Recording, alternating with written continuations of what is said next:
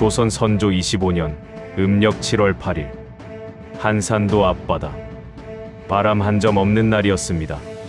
파도도 숨을 죽였습니다. 외선 잃은 세척이 거울 같은 물 위를 미끄러지고 있었습니다. 일본 장수 와키자카 야스하루.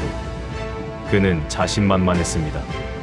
이미 수십 척의 조선 배를 격파한 터였고 부하들의 사기는 하늘을 찔렀으니까요. 그런데 그때 조선의 판옥선 6척이 나타났습니다.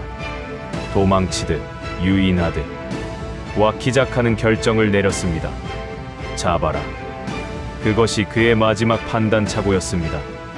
가재는 개 편이라도 물이 빠지면 굳는다.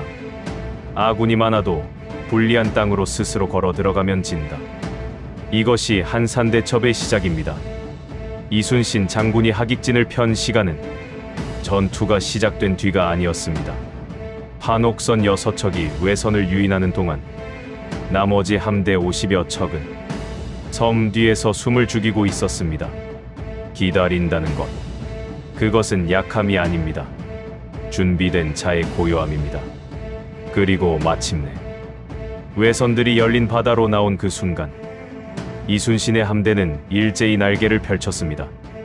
왼쪽에서, 오른쪽에서, 그리고 앞에서 73척의 외선은 완전히 포위되었습니다.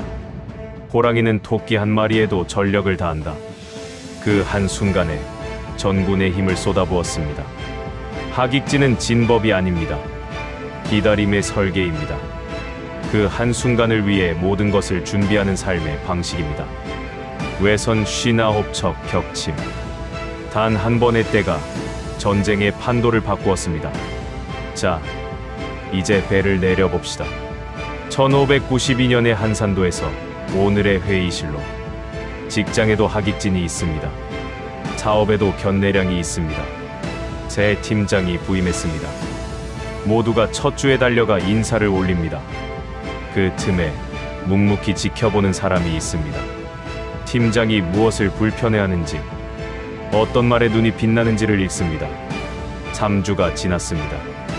그 사람이 움직입니다.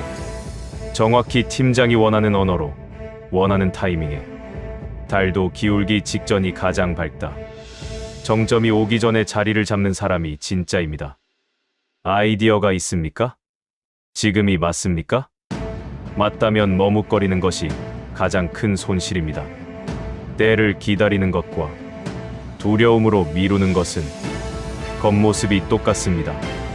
이순신이 섬 뒤에서 기다린 것은 두려워서가 아니었습니다. 준비가 끝났기 때문이었습니다. 나는 준비된 채 기다리는가? 준비를 핑계로 기다리는가? 신한득이 역실. 신한득이 역실 사마천. 사기회의무열전. 한신은 젊은 시절 불량배의 가랑이 사이를 기었습니다. 그는 말했습니다. 지금은 그 때가 아니다. 때가 아닐 때 칼을 뽑는 것은 용기가 아닙니다. 때를 알고 참는 것이 진짜 힘입니다. 쇠를 단련할 때 장인은 망치를 칠 그 순간을 기다립니다.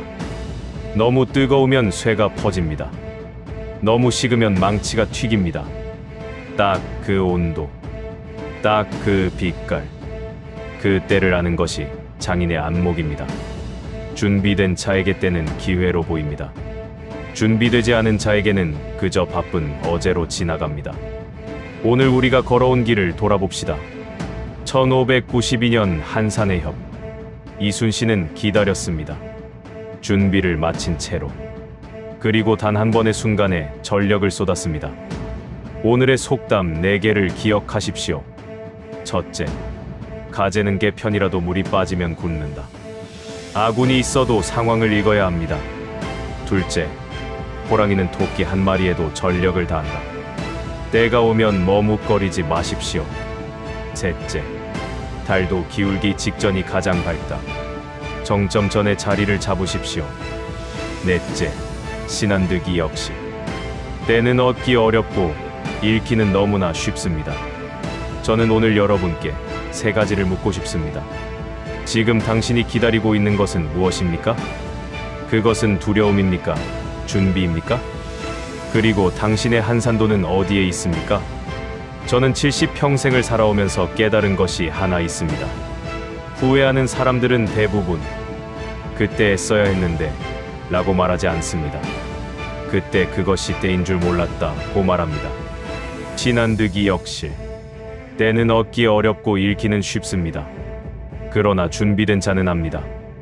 담금질의 빛깔을 알듯이 오늘도 수고 많으셨습니다. 다음 편에서는 노량해전으로 찾아뵙겠습니다.